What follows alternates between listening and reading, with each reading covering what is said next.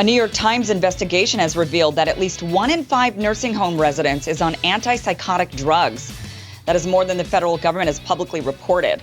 And according to the Times, understaffed nursing homes have often used sedatives so they don't have to hire more staff to handle residents. Residents have now been diagnosed as schizophrenic. So this is this is one of those things when you have a family member and you have to put them in a care facility, you hope that they're treated appropriately. And this is very alarming. Yeah, elder abuse is a real problem. I mean, obviously people are living longer and that's a good thing. And, we have more therapeutic methods of keeping people alive or safe from disease, other things. So they have more, time at the end of their lifespan, more time in facilities like nursing homes. And some older people can have difficulty communicating to the outside world the kind of conditions they can be forgetful and other things. So it can be hard to tell whether they're genuinely being mistreated or there's just a communication problem. But so it's disturbing to read that we don't want to be overly medicating people in this manner. Yeah, and my mother worked for a long time in a nursing home. And she often had to work a second job just to afford the very low cost of living in our very poor area. There's an epidemic of low pay and understaffing at these nursing homes.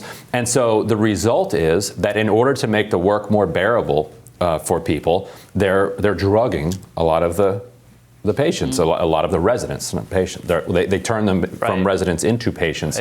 Very similar thing happens at some of the least performing schools.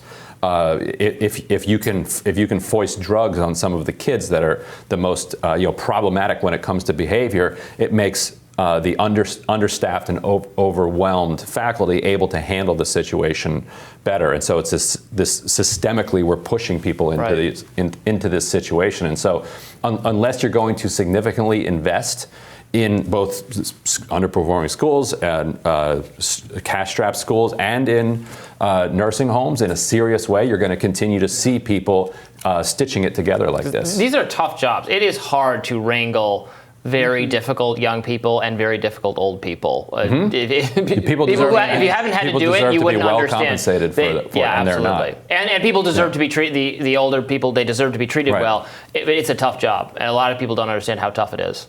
Right. Yeah, I had an uncle that actually was in a care facility, and I kind of have some experience with this, more recent experience with this, because I was one of his caretakers and took him out of the nursing facility and to his house to care for him at home. And I'll tell you, when we got him, they do sedate a lot of these patients because they don't want to deal with them. When you go into the nursing homes and you hear people screaming and they are delusional, and because there's a variety of different ailments that people are suffering from, and then they're drugging them heavily. And when I was able to take my uncle back home and got him off of those sedatives, we were having just actual physical issues. His body wasn't functioning the way that it needed to function. And when we actually took him off of the sedatives that the nursing home had him on, his body suddenly started to actually function better. And so it's not only are they trying to control the patients and keep them from, and there is a real, I will say, especially as people are end of life, they do start, their brains change. And so they do things like they want to rip the tubes out that they have connected to them. They want to get up when they can't really get up. And, they kind of think they can do things that they're not able to do. And so I understand these care facilities' desire to sedate or use any other sort of antipsychotic medication. But it does call into question how long if it shortens the lives of these patients, the quality of life questions. There's just a lot around it.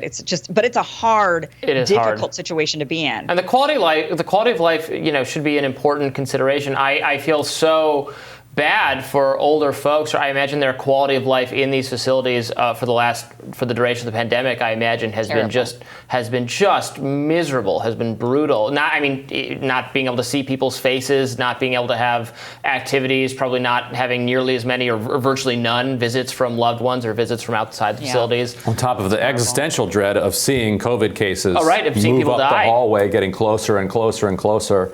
People dying, and then it's in the person's room next to you, and then all of a sudden now you have it, and that's it. And thankfully, because of vaccinations, you've seen the number of people dying in nursing homes, absolutely plummet. But still, like you face that the entire time. The only real answer to this is paying people better, right, and getting more people in there. Because if you're a staffer and you have 20 people that you're responsible for, it's in your interest to sedate as many as you possibly can, so you can deal with the situation that Kim is describing. But if you only have 2 or 3, then you can take care of them, much more carefully. Yeah. One other possible solution is to do what many of the Nordic countries did, except for Sweden. Sweden still has large nursing home facilities, and they saw a lot of their COVID deaths, like half of their COVID deaths come from those large nursing facilities. But in Denmark and in the other Nordic countries, Denmark in particular they actually made it illegal to have these large nursing facilities back in, I believe, the early 90s.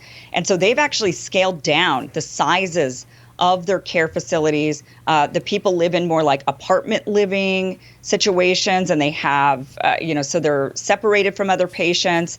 They have caretakers that come around, and, so they actually made the quality of life much better for the individual by getting rid of these large nursing facilities. And we've seen that not only do these large nursing facilities cause problems when you've got low staff and they're dealing with all of these various patients, and then they decide to sedate them or give them antipsychotics, but also how the pandemic ravaged through these large facilities. Mm-hmm. So there maybe is an argument now that we're seeing all of this, not only with COVID, but also with these high rates of schizophrenia being diagnosed amongst our elderly populations. Maybe we should be looking into what many of those Nordic countries did. Yeah. And also Asian countries, by the way, don't have large nursing facilities. In Asian households, we take that responsibility largely on ourselves. Yeah, maybe families should try to be more responsible, to the extent they can, for the care of their parents and their grandparents. Yes, it's incredibly hard. Yes. There's billions and billions in the reconciliation package for this very thing, and so it would move us in that direction and away from these nursing centers. So hopefully